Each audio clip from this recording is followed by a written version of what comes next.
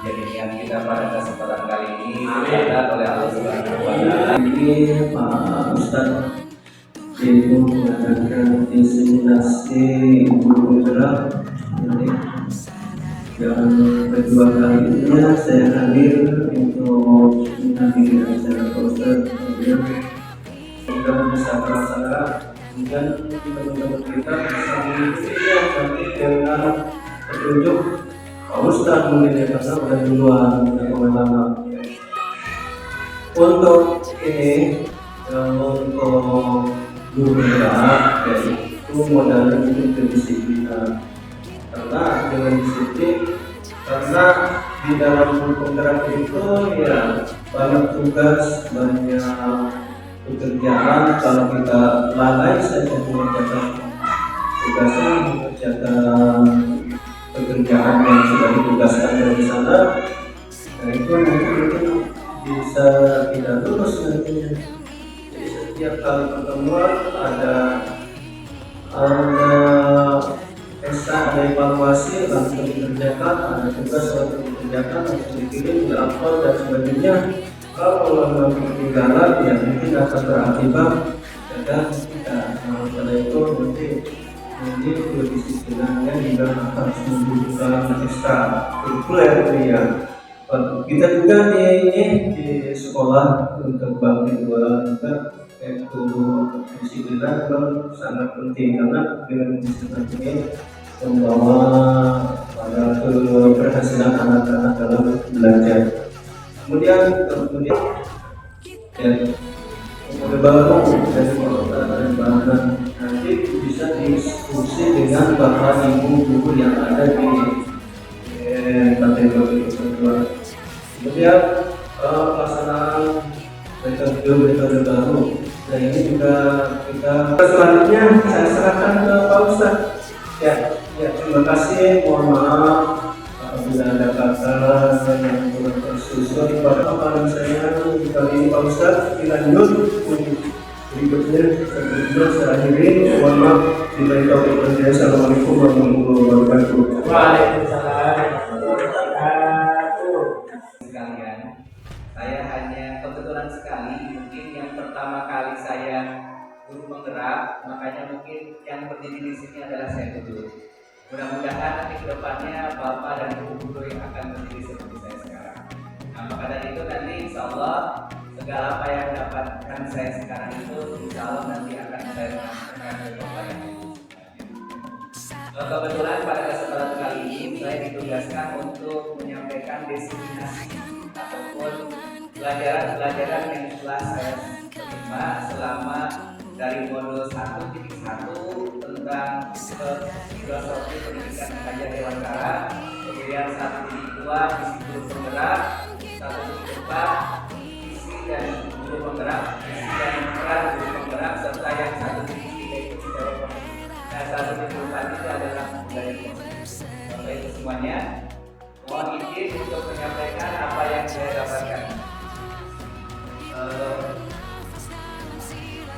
Kebetulan dalam lingkup saya sebagai guru penggerak itu ada yang namanya fasilitator. Kebetulan namanya itu Bu Risma Rahmawati, kemudian pengajar praktiknya Bu Maria Rupa, saya sendiri sebagai dalam guru penggerak. Bapak Ibu semuanya, insya Allah pada kesempatan kali ini kita akan membahas satu tentang disiplin dan nilai kegiatan kebajikan universal, kemudian teori motivasi, hukuman dan penghargaan restitusi, kemudian keyakinan kelas, selanjutnya kebutuhan dasar manusia, dan yang terakhir adalah 5 posisi kontrol. Yang pertama itu adalah disiplin dan nilai kebajikan universal. Disiplin itu apa sih? Makna disiplin itu adalah menurut KBBI atau Kamus Besar Bahasa Indonesia artinya tata tertib, ketaatan atau kepatuhan kepada peraturan atau tata tertib dan sebagainya dalam budaya kita. Maka kata disiplin dimaknai menjadi sesuatu yang dilakukan seseorang pada orang lain untuk mendapatkan kepatuhan. Itu namanya disiplin. Ya, berarti artinya kita patuh terhadap sesuatu peraturan yang kita sepakati bersama, itu namanya kita sedang. Ngajak diwawancara telah memberikan pernyataannya, di mana ada kemerdekaan, disitulah ada disiplin yang kuat. Sungguh disiplin itu bersikap self disiplin, yaitu kita sendiri yang mewajibkan untuk sekeras-kerasnya, tetapi itu sama saja. Sebab jika kita tidak cakap melakukan self disiplin, wajiblah penguasa mendisiplinkan diri kita, dan peraturan demikian itulah yang harus ada di dalam suasana yang merdeka. Artinya mungkin kemerdekaan itu nanti di sananya lah terdapat sebuah peraturan, dan peraturan itulah yang mesti kita harus senantiasa kita taati. Makna disiplin bagi seorang pendidik. Sebagai pendidik, tujuan kita adalah untuk menciptakan anak-anak yang memiliki disiplin, sehingga mereka bisa berperilaku dengan mengacu pada nilai-nilai kebajikan universal dan memiliki motivasi instinktif, bukan ekstrinsi. Artinya dia memiliki motivasi yang timbul dari dalam dirinya sendiri, bukan sekedar paksaan yang ada dari luar. Nah, kedisiplinan yang terjadi pada anak itu nanti akan mengacu kepada nilai-nilai kebajikan yang universal tadi. Nanti saya jelaskan nilai-nilai universal itu apa. Nilai kebajikan universal. Nilai-nilai kebajikan universal adalah sifat-sifat positif manusia yang merupakan tujuan mulia yang ingin dicapai setiap individu. Nilai-nilainya bersifat universal dan lintas bahasa, suku bangsa, agama maupun latar belakang. Dengan demikian, nilai-nilai kebajikan yang diyakini seorang, maka motivasi intrinsik akan terbangun, sehingga menggerakkan motivasi dari dalam untuk mencapai tujuan mulia yang diinginkan. Nah, artinya nilai-nilai yang sudah ada sebetulnya, nilai-nilai kebajikan universal itu. Inilah sesungguhnya yang disebut dengan nilai-nilai kebajikan yang universal, yang memang yang harus kita salurkan terhadap anak kita. Kita tahu bahwa yang namanya profil pelajar Pancasila itu terdiri dari memang beriman dan bertakwa kepada Tuhan Yang Maha Esa dan berakhlak mulia, kemudian mandiri, bernalar kritis, berpemikiran global, gotong royong, dan kreatif. Nah, ini semua ini adalah nilai-nilai kebajikan yang memang harus kita tularkan kepada anak-anak didik kita. Sehingga tadi apa yang sudah ada dalam nilai-nilai itu nanti ketika tertular kepada anak, maka akan dalam kedisiplinan yang secara nalurinya, bukan paksaan dari luar, tetapi naluri mereka sendiri untuk disiplin terhadap peraturan yang sudah ada di sekolah. Kemudian saya akan membahas tentang teori motivasi, hukuman, dan penghargaan serta restitusi. Apa sih teori motivasi itu?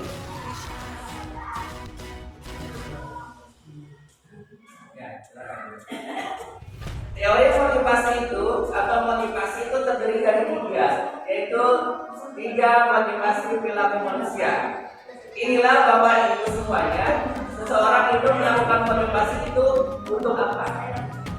Yang pertama, untuk menghindari ketidaknyamanan atau hubungan. Ini yang lahir dari motivasi seseorang ketika dia melakukan sesuatu hal, yaitu untuk menghindari ketidaknyamanan atau hubungan. Kemudian yang kedua itu adalah untuk mendapatkan imbalan atau penghargaan dari orang lain. Ini ketika ada motivasi dari seseorang untuk melakukan hal, mungkin disebabkan untuk dirinya itu ingin mendapatkan imbalan atau penghargaan dari orang lain. Ini termasuk ke dalam motivasi eksternal. Artinya dorongan dalam dirinya untuk mendapatkan sebuah imbalan atau pengakuan dan sebagainya.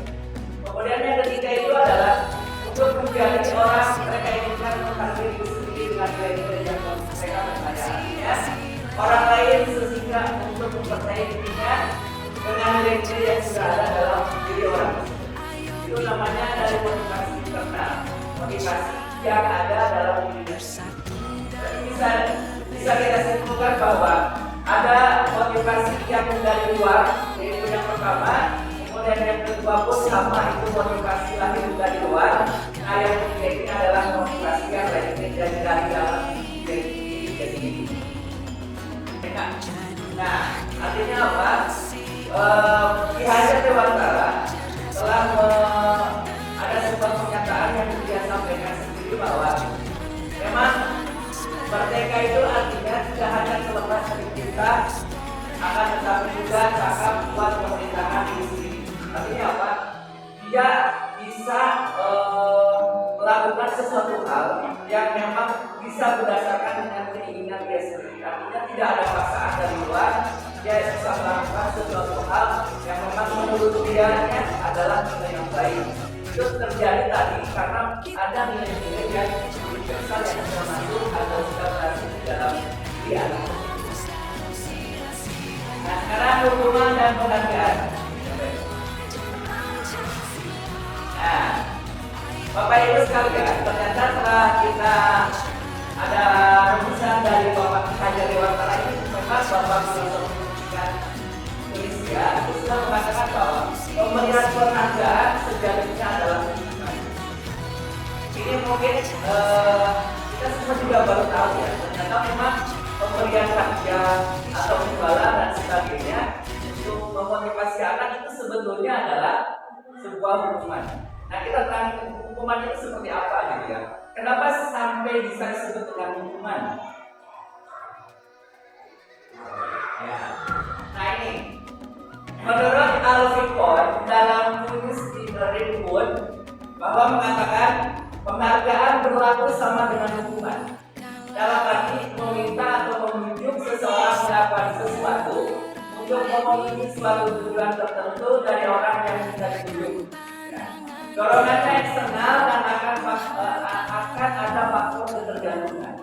Beberapa dampak yang dari pemberian penghargaan itu diantaranya adalah pengaruh jangka pendek dan jangka panjang dari hukuman itu. Kemudian penghargaan hukum. Selanjutnya adalah penghargaan mengurangi kecepatan, penghargaan tidak efektif, penghargaan merusak hubungan, penghargaan menurunkan kualitas, penghargaan mematikan kreativitas, penghargaan mengurangi motivasi. Artinya, secara garis besar kita tarik bahwa memang ketika penghargaan itu menjadikan seseorang itu ketergantungan, ini yang dinamakan dengan penghargaan sama.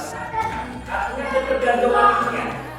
Ketika anak melakukan sebuah umpama, kamu nilainya akan bapak kasih hadiah. Kalau dia tidak ada hadiahnya, dia tidak ada motivasi dalam dirinya untuk berkembang atau belajar. Nah itu yang disebut dengan ketika penghargaan itu menjadikan sebuah hukuman. Artinya ketergantungan itulah nantinya yang akan menjadikan si anak bisa melaksanakan. Dia bisa pintar ataupun dia bisa rajin manakala sudah ada yang dibuat atau penghargaan dari dirinya. Ketergantungan inilah yang mengakibatkan ada bahasa bahwa penghargaan itu sama dengan hukuman. Ya, mari kita bedakan makna hukuman dan makna konsekuensi. Bapak Ibu bisa semuanya jawab. Mohon yang pertama, menurut Bapak Ibu ini termasuk hukuman atau konsekuensi? Tercatat 100 kali dalam buku kalimat saya tidak akan terlambat lagi karena terlambat sekolah. Kira-kira itu masuk ke hukuman atau konsekuensi? Konsekuensi apa hukuman? Hukuman apa konsekuensi? Hukuman. Ya, kita simpan dulu. Hukuman. Nomor 2, lari mengelilingi lapangan bola basket 2 kali karena terlambat lagi di sekolah. Hukuman apa konsekuensi? Hukuman. Oke, kita catat. Kemudian murid diminta untuk push up 15 kali karena tidak menggunakan masker di sekolah. Hukuman. Menggantikan kertas teman yang telah dicoret-coret itu hukuman apa konsekuensi? Konsekuensi? Oke, kita catat. Membersihkan tumpahan air di meja tulis karena tersinggung pada saat belajar. Konsekuensi. Kemudian murid disuruh untuk tidak menggunakan sepatu seharian di sekolah karena tidak menggunakan sepatu hitam. Hukuman apa konsekuensi? Hukuman. Oke, kita catat aja ya. Kemudian belajar di lapangan bola basket 2 kali karena terlambat 10 menit untuk pelajaran olahraga atau PJOK. Hukuman apa konsekuensi? Kita lihat sama-sama. Nah, ini jawabannya. Yang pertama, tercatat 10 kali dalam buku kalimat saya tidak akan terlambat lagi, itu ternyata adalah sebuah hukuman. Kemudian lari memilih lapangan bola basket karena kelambatan di sekolah adalah kemudian murid diminta untuk push up 15 kali karena tidak menggunakan masker ke sekolah, ini juga termasuk hukuman. Mengganti kertas tugas teman setelah dicoret-coret itu namanya konsekuensi. Membersihkan tumpahan air di meja tulis karena tersenggol pada saat belajar itu namanya konsekuensi. Murid disuruh untuk tidak menggunakan sepatu seharian di sekolah karena tidak menggunakan sepatu hitam, itu adalah hukuman. Dan terakhir, lari memilih lapangan bola basket karena terlambat sekolah, itu namanya konsekuensi. Ya, kita perjelas lagi. Ini adalah perbedaan hukuman dan konsekuensi. Apa sih? Nah, hukuman adalah sesuatu yang menyakitkan harus terjadi. Sedangkan konsekuensi adalah sesuatu harus terjadi tapi tidak menyakitkan. Yang selanjutnya adalah membuat anak sakit hati, fisik maupun hati untuk jangka waktu yang lama, itu adalah hukuman. Konsekuensi adalah membuat anak merasa tidak nyaman, hanya tidak nyaman tapi tidak menyakitkan. Ya kan? Seperti tadi, ketika disuruh push up karena memang pelajaran olahraga, yaitu hanya sebatas segitu aja dan tidak sampai menyakitkan. Karena memang pelajarannya. Kemudian anak membenci kedisiplinan, itu adalah hukuman. Jadi kadang terkadang ketika hukuman itu dijatuhkan, si anak merasa bahwa saya harus membenci, artinya saya akan benci karena saya telah dihukum. Tapi ketika konsekuensi terjadi, anak lebih menghargai terhadap kedisiplinan. Hukuman paksaan, konsekuensi adalah stimulus atau tanggapan, hanya menanggapi saja. Kemudian hukuman mendorong anak menyakiti diri sendiri, sedangkan konsekuensi adalah mendorong anak agar mudah menyesuaikan diri. Terakhir, selanjutnya konsekuensi dari guru. Konsekuensi adalah konsep diri yang baik. Hukuman anak belajar untuk menyembunyikan kesalahan, sementara konsekuensi anak belajar untuk mematuhi peraturan. Terakhir, hukuman itu membuat marah, rasa bersalah, dipermalukan dan tidak dihargai. Itu hukuman. Apa konsekuensi sebaliknya? Kehilangan hak harus batas saja, kemudian dibuat tidak nyaman, diasingkan untuk sementara, hanya untuk sementara saja. Artinya, dalam hal ini kita lebih memilih apa untuk anak-anak? Apakah kita memilih hukuman atau kita hanya memilih konsekuensi terhadap apa yang dilakukan anak? Tinggal pilih saja. Kalau kita memilih terhadap hukuman, maka inilah akibat yang akan dilaksanakan atau dirasakan oleh siswa. Sementara kalau kita konsekuensi juga yang akan dirasakan oleh anak. Selanjutnya adalah restitusi. Restitusi apa sih Bapak Ibu? Ini adalah makna restitusi adalah proses menciptakan kondisi bagi murid untuk memperbaiki kesalahan mereka sehingga mereka bisa kembali pada kelompok mereka dengan karakter yang lebih kuat. Restitusi juga merupakan proses kolaborasi yang mengajarkan murid untuk menciptakan solusi untuk masalah mereka dan membantu murid berpikir tentang orang seperti apa yang diinginkan atau juga mulia dan bagaimana mereka memperlakukan orang lain. Kebetulan kemarin saya sudah melakukan percobaan restitusi di kelas 4. Ketika kejadiannya itu adalah saya mengambil rajin. Saat itu kasus ketika keterlambatan. Nah, yang namanya restitusi itu nanti kita tanya dulu kenapa dia terlambat.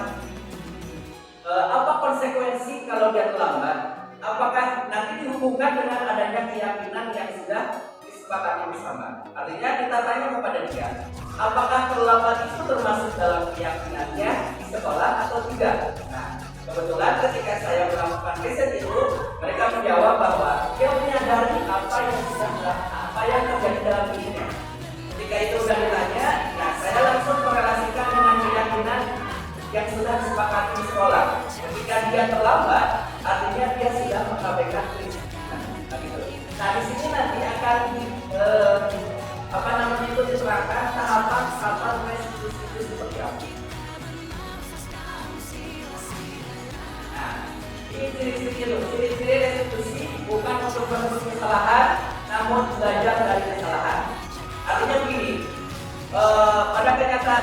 sebuah resolusi itu adalah seorang guru langsung menanyakan kepada anak bagaimana mencari solusi terbaik bagi anak tersebut, sehingga ketika kita sudah menyampaikan itu, si anak bisa menyadari dengan kesalahannya.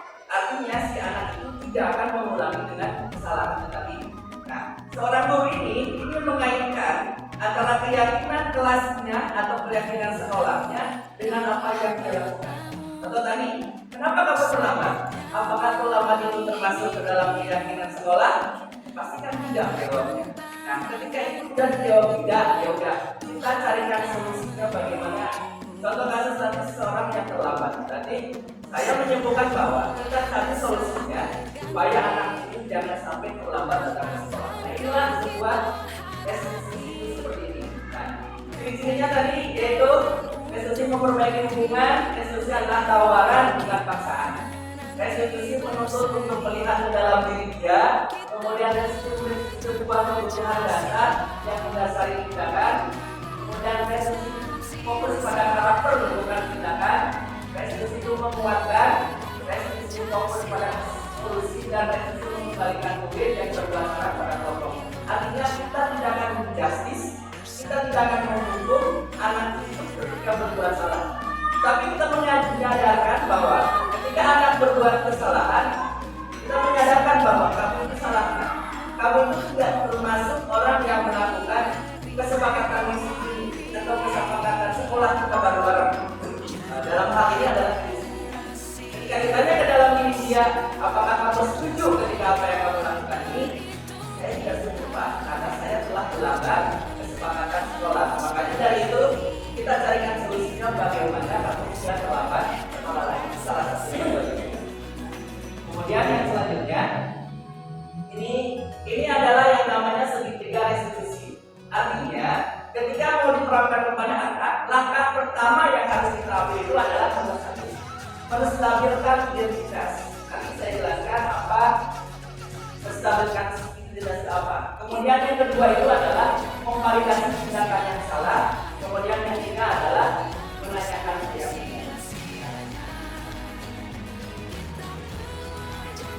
Kemudian yang pertama tadi menstabilkan identitas. Bagian dasar segitiga bertujuan untuk mengubah identitas anak dari orang yang gagal karena melakukan kesalahan menjadi orang yang sukses. Jika ingin menjadi relatif, maka kita harus meyakini si anak dengan cara mengatakan kalimat-kalimat. Ini adalah kalimat yang menggambarkan tentang kita melakukan tahapan pertama dalam restitusi, yaitu menstabilkan identitas. Satu, berbuat salah itu tidak apa-apa. Kemudian yang kedua, tidak ada manusia yang sempurna. Artinya, kita itu menstabilkan dengan keadaan diri mereka sendiri dulu. Ketika dia terlambat, ya udah, mungkin ini adalah kesalahan tapi tidak apa-apa. Hanya sebatas itu. Kemudian saya juga pernah melakukan kesalahan seperti itu. Kita bisa menyelesaikan itu. Bapak Ibu tertarik mencari siapa yang salah, tapi Bapak Ibu mencari solusi dari permasalahan. Kamu berhak merasa begitu. Apakah kamu sedang menjadi teman baik bagi diri sendiri? Ini adalah kata-kata yang memang untuk menstabilkan dulu ketika dia melakukan kesalahan. Nah, lanjut kepada tahap yang kedua atau tahap berikutnya, validasi tindakan yang salah. Kita seakan-akan tadi tahap pertama itu mendukung apa yang dia melakukan kesalahan, tapi kita validasi di urutan yang kedua.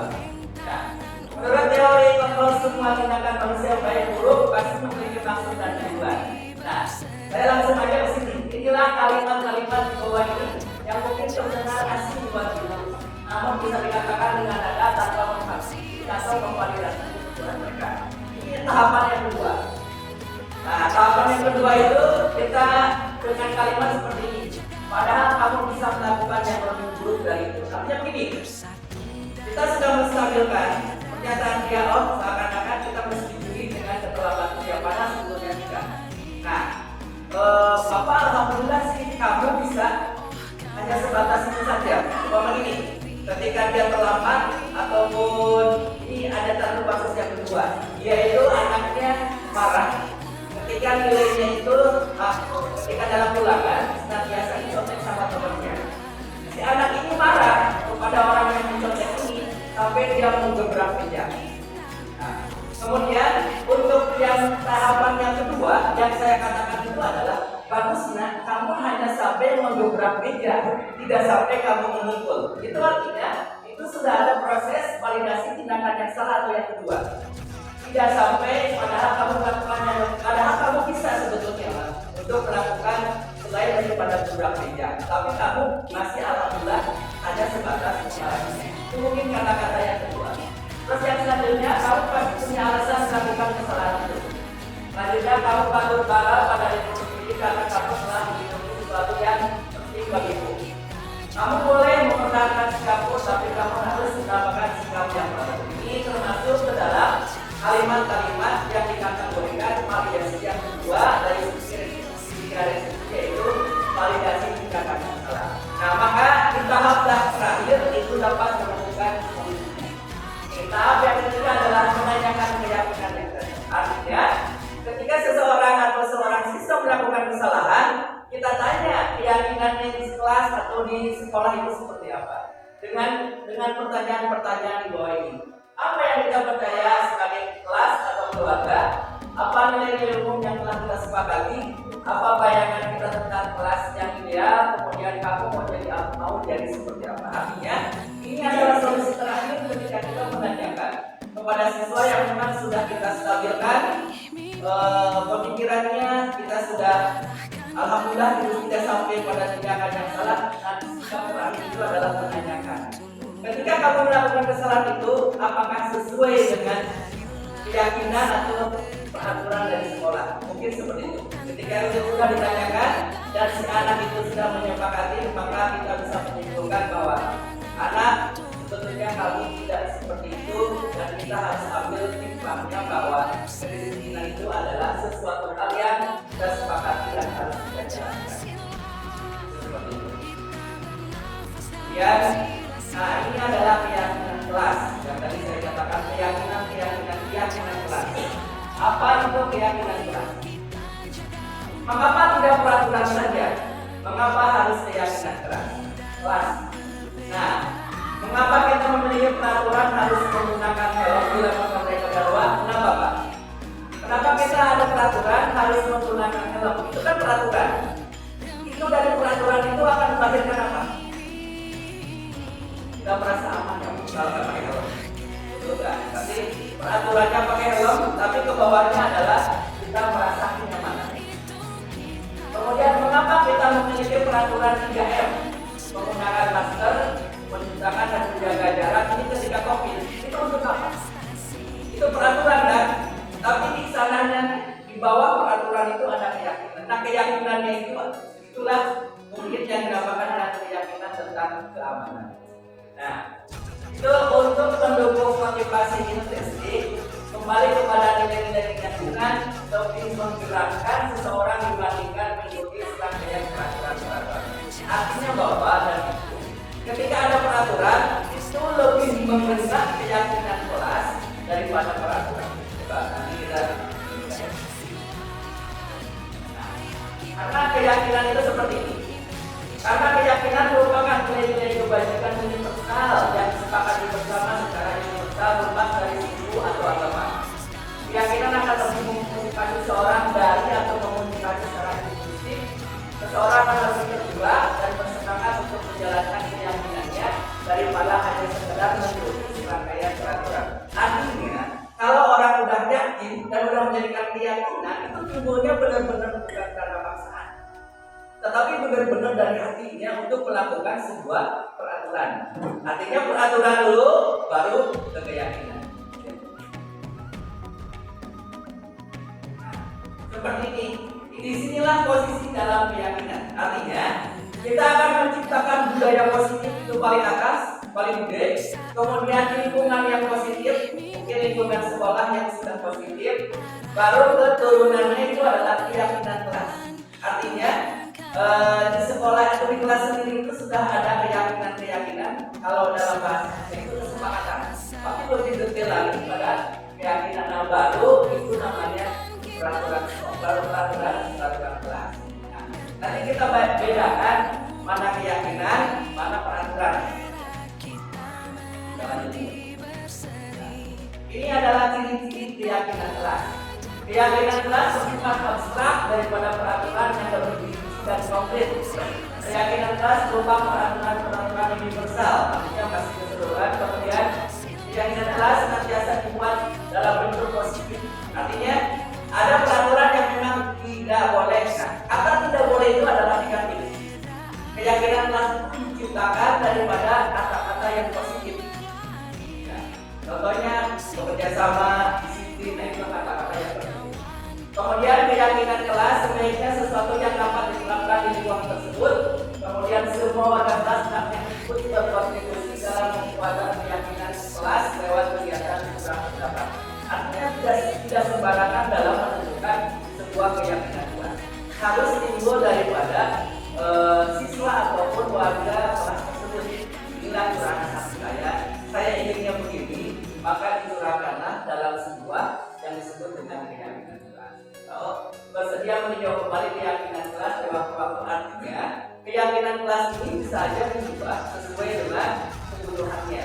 Artinya kan waktu zaman dulu kita belajar biasa-biasa saja, tapi ketika ada COVID itu akan secara otomatis mungkin merubah keyakinan kelas kita yang telah disepakati.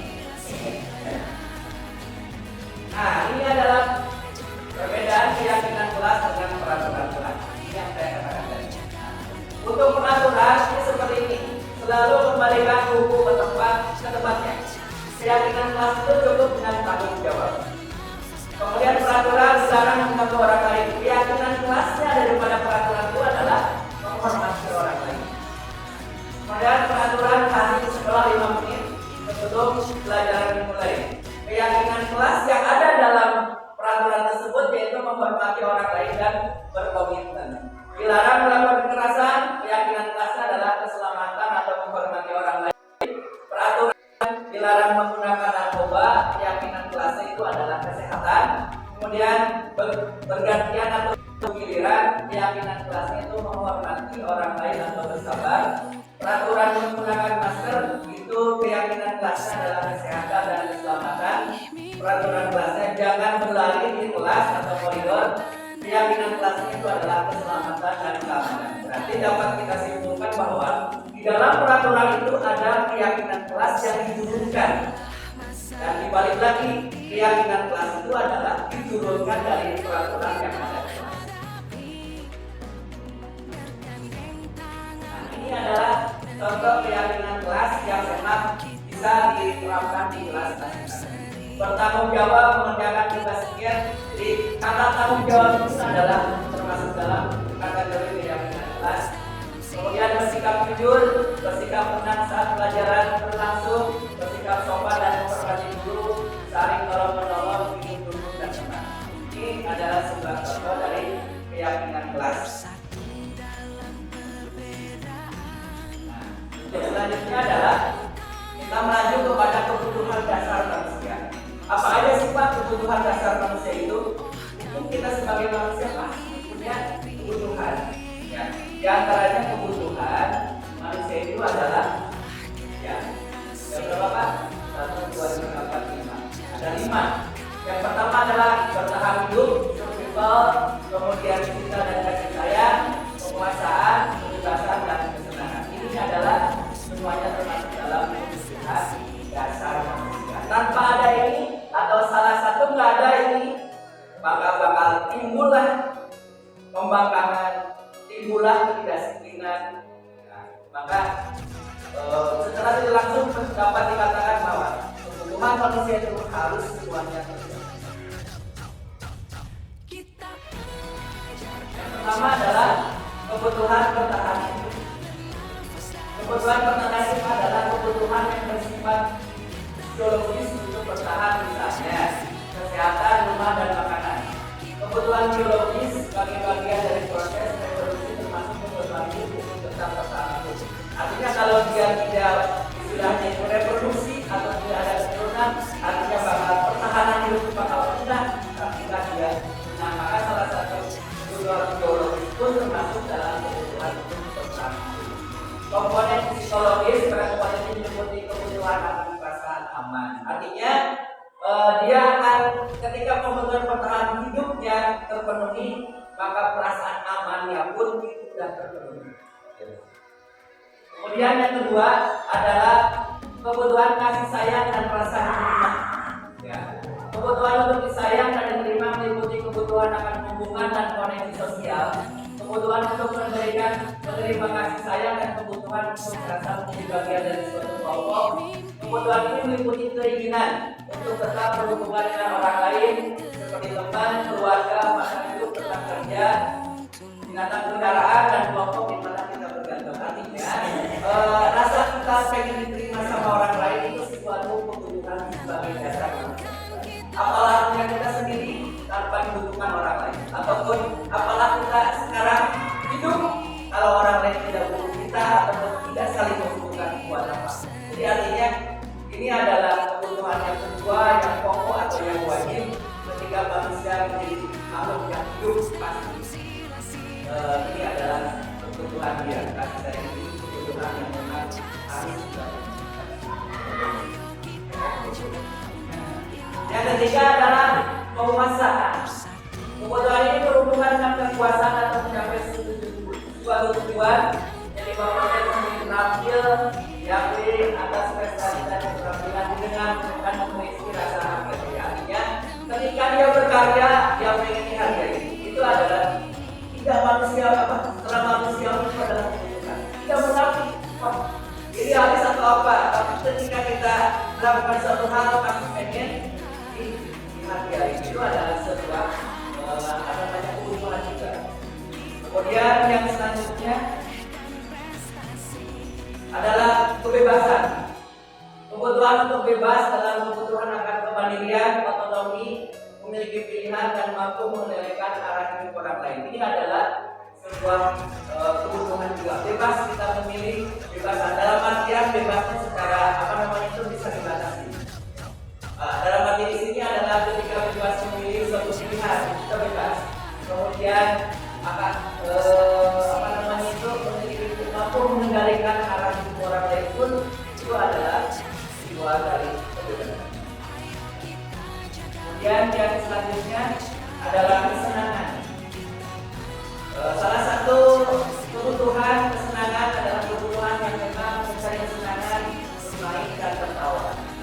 Bayangkan hidup tanpa kenikmatan apapun betapa menyenangkan. Artinya begini, kita senang, kita merasa gembira, itu merupakan sebuah kebutuhan kita yang jauh. Tadi dikatakan, apalah artinya kita hidup kalau kita dirundung masalah atau kesedihan terus ya. Ya, masalah mana ada, pasti ada masalah. Tapi tetap masalah itu harus kita jalani dengan senyuman ya. Nah, ada pepatah mengatakan kemarin dikatakan ini pahlawan dari dompet sudah pada berguguran ini ya. Artinya tetap aja ketika pahlawan dari dompet berguguran nanti menetap ya meningkat cinta juga. Artinya apa? Walaupun mungkin rasa kecewa, rasa menderita itu senantiasa berdarah gitu ya, maka tetap kebahagiaan itu harus senantiasa kita munculkan supaya tidak kelihatan. Ya Bapak Ibu dan sekalian. Selanjutnya, selanjutnya ini adalah 5 posisi kontrol kita terapkan di sekolah ataupun ketika di siswa.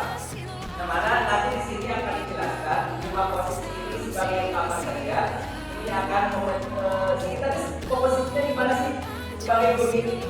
Nanti di sini diceritakan bahwa kita ini apakah sebagai pembimbing siswa, ataukah kita sebagai teman ke siswa, ataukah sebagai orang yang memang berkolaborasi dengan siswa. Mari kita sama-sama. Video ini kita simak terlebih dahulu ya Bapak.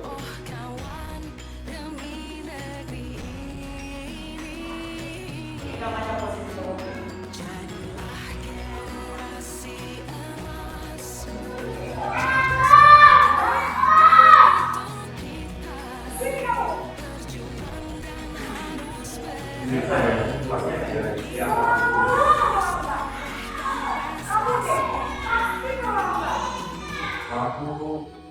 Saya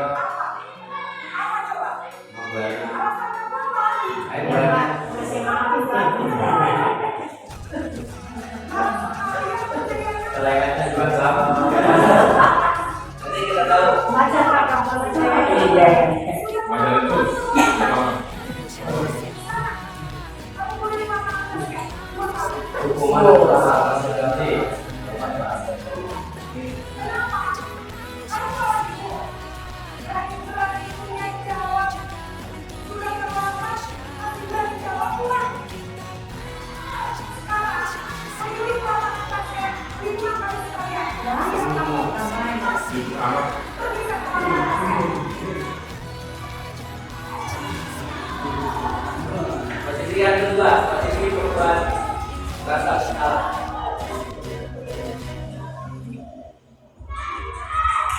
Dulunya ada lagi tuh Pak. Kecolongan. Jadi kalimat.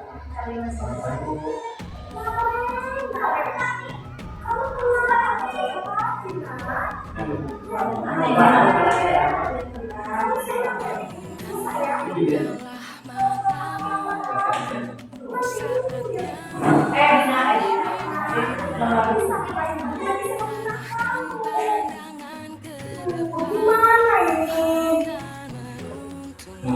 Maaf Bu. Lu Gusti Naren.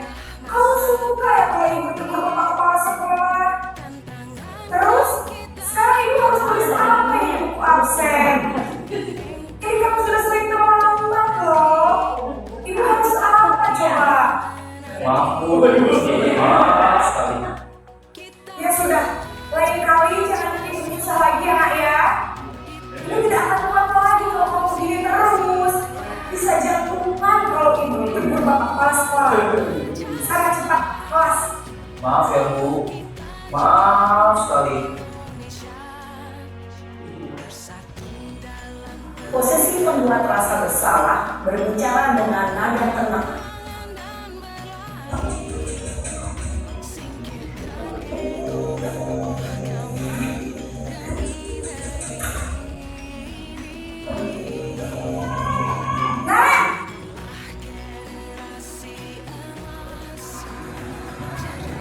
Selamat pagi Bu. Wah, sudah jam berapa ini nak? Terlambat lagi saya. Iya Bu. Habis ibu saya lupa membangunkan saya Bu. Kamu malah menyalahkan ibu kamu. Kamu bukannya anak yang makannya paling kencang. Kok terlambat sih? Iya Bu. Saya memang terlambat bangun tadi. Jadi biarpun saya lari kencang, tetap gak kekejar Bu. Ya sudah Sarah, nanti lain kali larinya lebih kencang lagi ya. Biar gak terlambat lagi. Bikin senang ibu, demi ibu. Bisa kan? Bisa Bu. Ya sudah sana masuk kelas. Ibu beresin urusan absen kamu. Kamu ini ada-ada saja.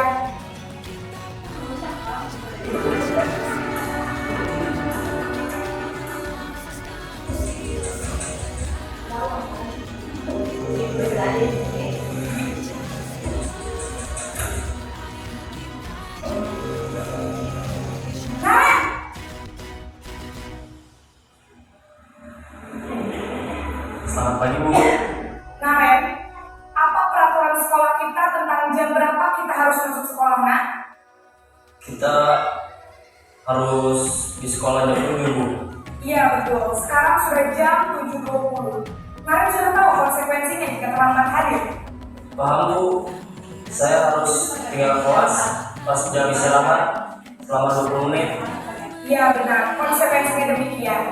Jadi nanti jam 9.30 pas istirahat, kamu harus tinggal di kelas, kerjakan tugas tambahan untuk ketertinggalan kamu, ya? Baik Bu. Ya, posisi terakhir, posisi manajer. Mantap. Nah,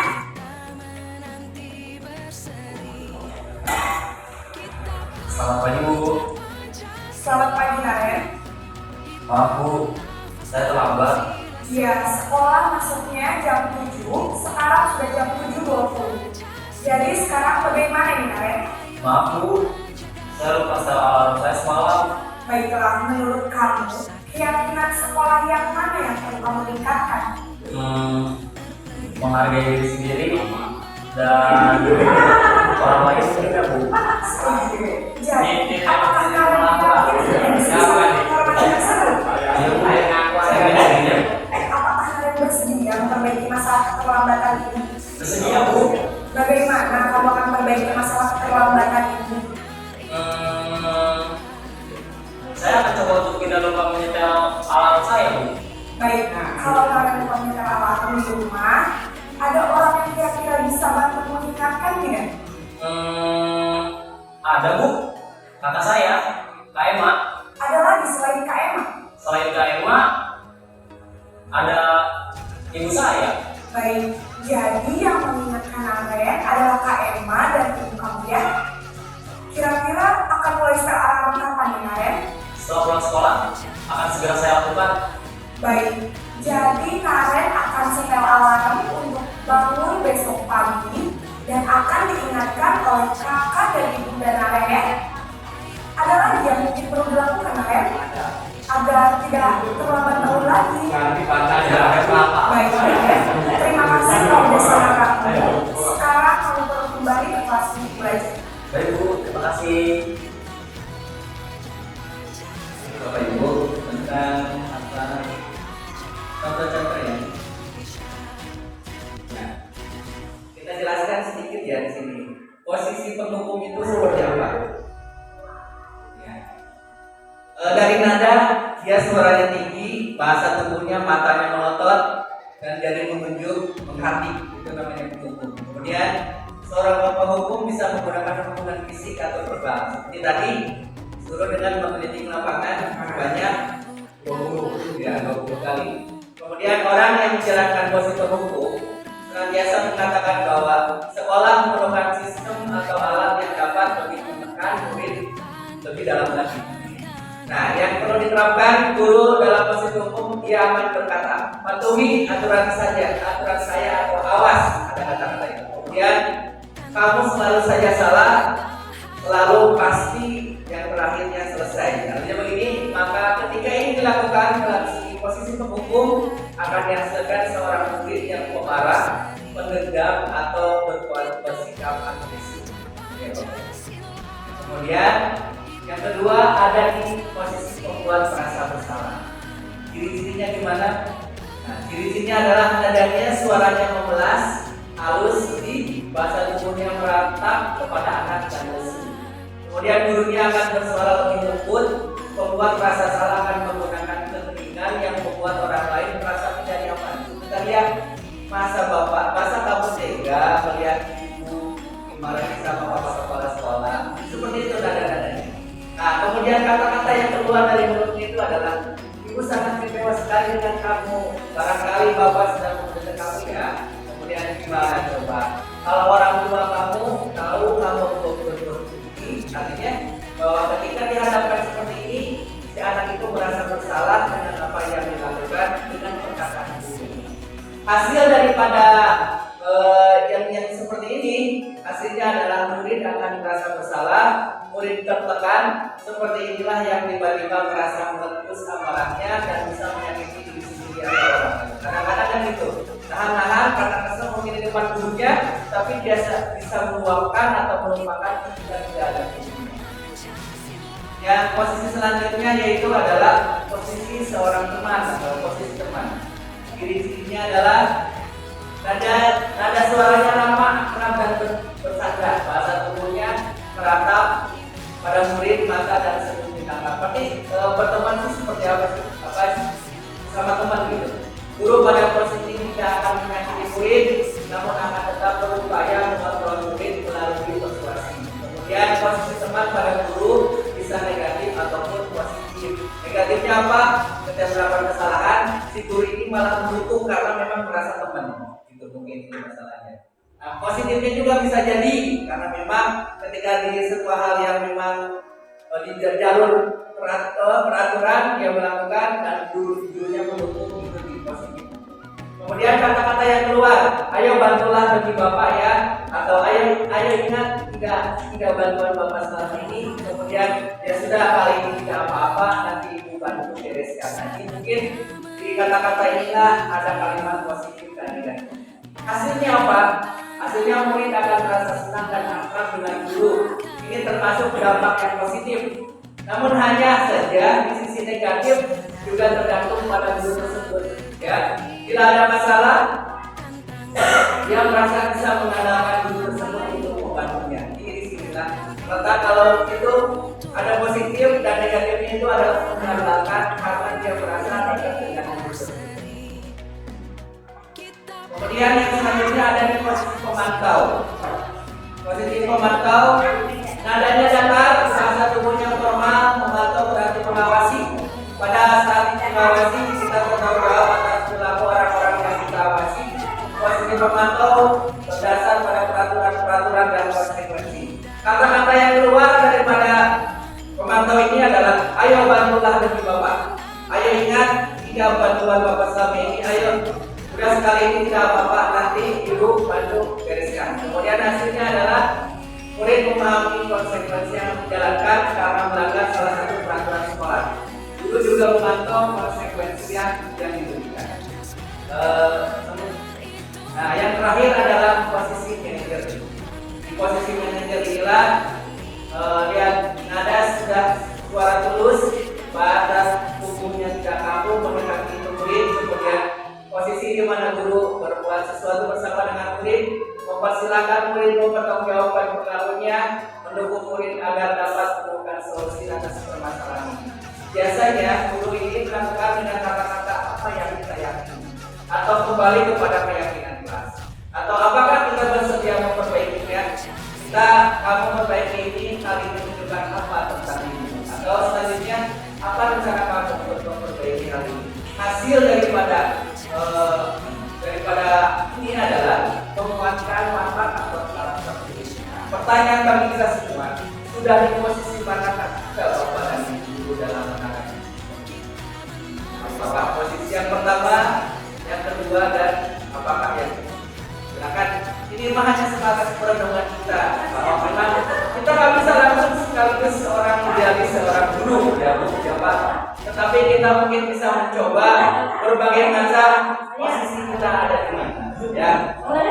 Nah, Bapak Ibu sekalian, pemaparan yang mungkin dari awal sampai akhir ini pemaparan dari saya. Selebihnya barangkali mau ada tanggapan atau barangkali mau ada didiskusikan, silakan. Pak, ya silakan Pak.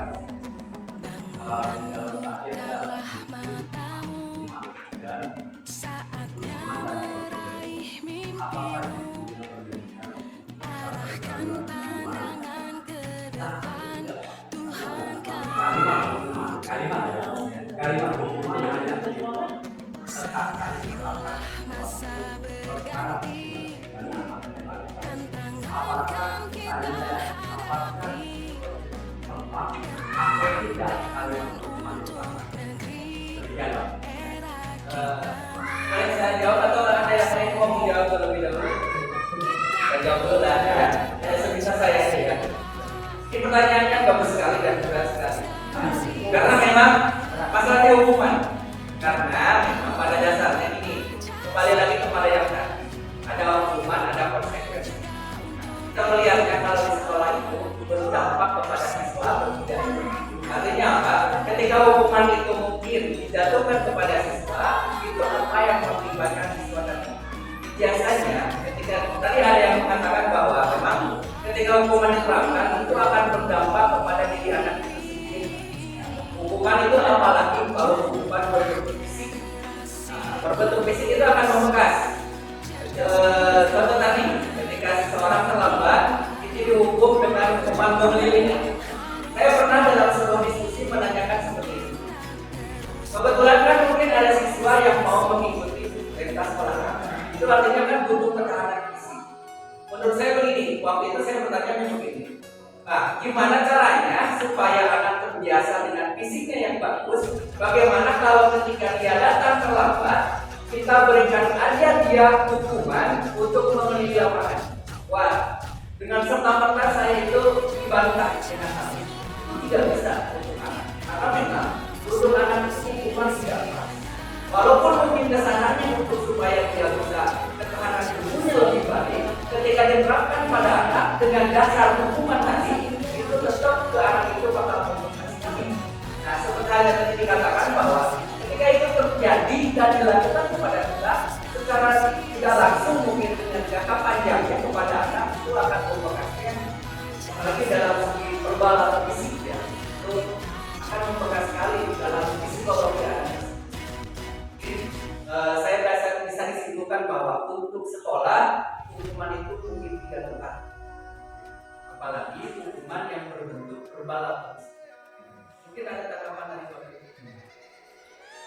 Bapak, kami, kami tanya. Ya ada yang lain, ayo. Tapi pula ya, pengalaman kelas ini, anak misalnya nih, kalau tidak apalah gitu ya,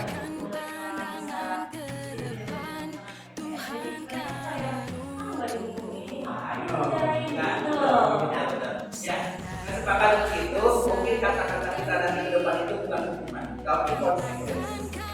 Artinya gini, untuk menulis ketika dia terlambat, umpama, ya apa namanya itu dalam pelajaran ketika kita tambahkan PR ataupun pekerjaan rumah, suatu hal kewajiban. Ketika dia tidak melakukan, kita adakan konsekuensi bagi dia itu adalah penambahan daripada PR tersebut umpama. Jadi bahasanya itu kamu tidak dihukum, tapi kamu harus menanggung konsekuensi daripada apa yang telah tidak dikerjakan sama kamu. Mungkin bahasa kita masih awam ya, masih konsekuensi harus gimana sih? Nah mungkin hanya pengenalan saja. Dan memang untuk melakukan satu hal yang memang baru sangat masih susah, apalagi dalam penerapannya. Ya mungkin untuk saat ini untuk melakukan atau mengatakan sebuah hukuman atau konsekuensi pun juga memang agak berat karena memang belum terbiasa. Ya. Tapi tetap saya setuju dengan Ibu, ketika tidak ada hukuman atau tidak ada konsekuensi itu akan membuat siswa ini akan leha-leha dan tidak merasa bertanggung jawab. Makanya tadi kita berikan yaitu konsekuensi ataupun penambahan dari apa yang tidak dia kerjakan supaya dia merasa jelas dan merasa kapok ataupun ada rasa tanggung jawab. Tapi mungkin dari bahasanya bukan hukuman, tapi konsekuensi. Itu Bu, ya ada yang lain lagi? Oke, silakan. Bisa saya lagi kayaknya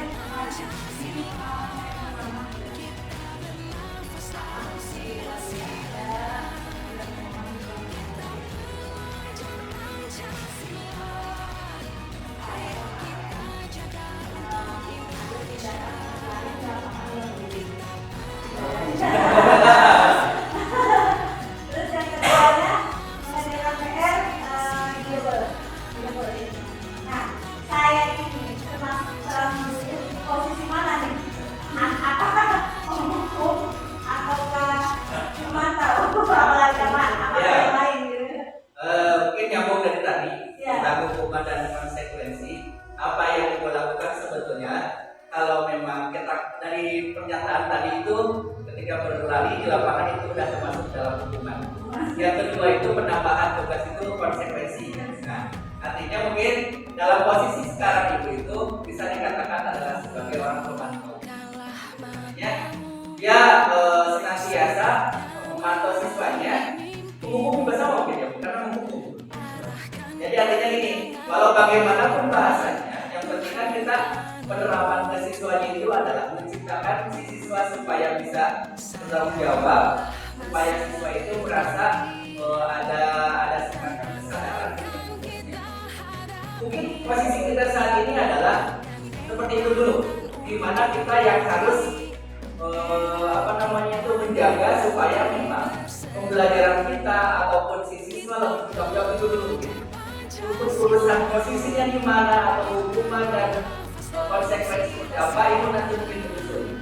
Pada intinya mah, ketika ibu melakukan itu, ibu punya tujuan, yaitu untuk melatih siswa bagaimana dia bertanggung jawab.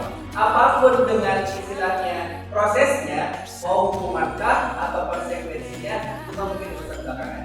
Namun yang jelas, kita sekarang ada di posisi di mana kita mau berkembang, melangkah lebih jauh dan untuk senantiasa walau bagaimanapun tadi posisi kita sebagai penghukum, kita akan meningkat kepada posisi pemantau lain dan posisi sebagainya. Pada intinya mah untuk saat ini kita berada di posisi yang memang benar Bu. Mau posisi karena memang kita baru awal tahun ini juga gitu kan. Mau penghukum, mau konsekuensi mungkin kalau benar juga Bu. Kalau mau dikatain ya udah, itu adalah posisinya penghukum karena sedang menghukum gitu. Ya, begitu ya Bu. Ada yang lain mungkin? Ya, sudah dirasa kalau udah ini cukup? Ya. Ya. Keyakinan kelas itu kan berkaitan dengan karakter ya sebenarnya. Kadang-kadang memang karakter itu kan terbentuk memang dari keturunan, terbentuk dari keluarga juga, dari keluarga mungkin maaf ya, anak-anak yang ngomong juga mungkin ada mempunyai perilaku yang lebih aktif di sekolah. Kadang memang bisa juga menasehati anak-anak yang mengalami kejadian seperti itu memang ada sulit, bisa. Triknya gimana ya supaya kita tuh bisa menerapkan keyakinan kelas dengan karakter anak yang berbeda-beda? Ya, sebelumnya.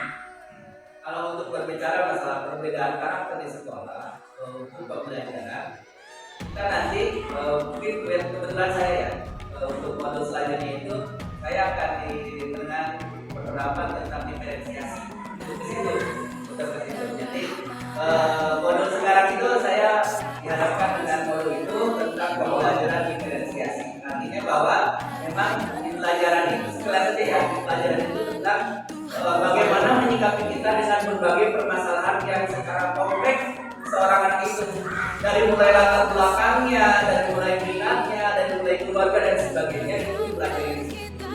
Nah, kemudian adapun dengan keyakinan kelas itu kan pada dasarnya adalah sebuah kesepakatan bersama. Jadi artinya kita mencoba menggali si anak itu maunya apa. Jadi walaupun dia berlatar belakang apapun, kita tampung aja dulu dia maunya apa dalam belajar, apa seperti apa.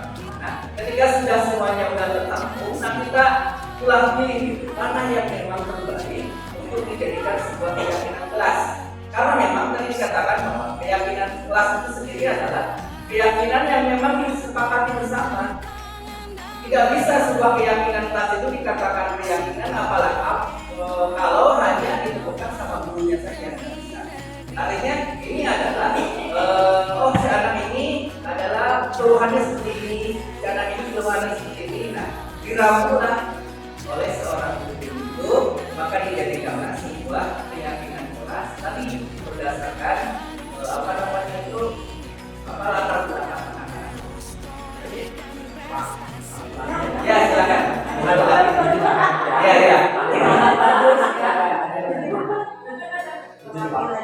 Menyikapi video tadi, ya beberapa video tadi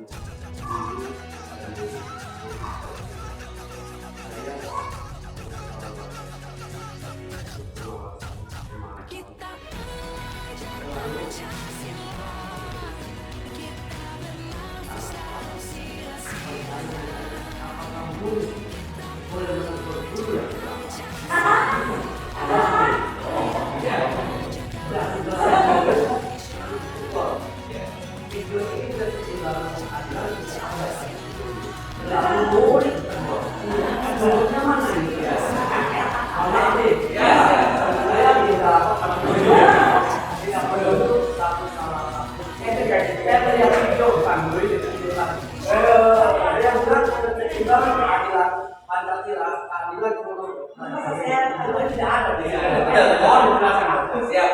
Karena memang contohnya untuk murid, bisa kan kita berbicara ke murid. Nah, ada konsekuensi untuk seorang guru nanti akan dilibatkan dia dengan kepala sekolahnya, misalnya gitu. Pertanyaan tadi, apakah ini bisa menegur guru? Ya bisa saja.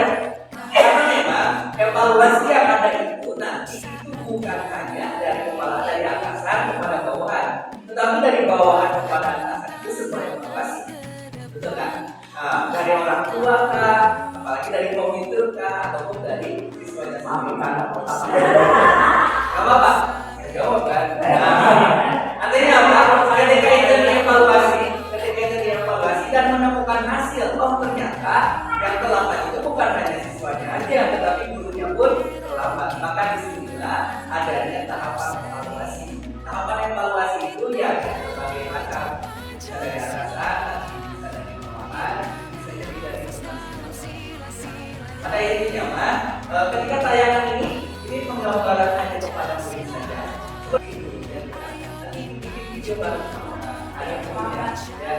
Ada yang lain atau barangkali kita cukupkan sekian? Ya. Bapak dan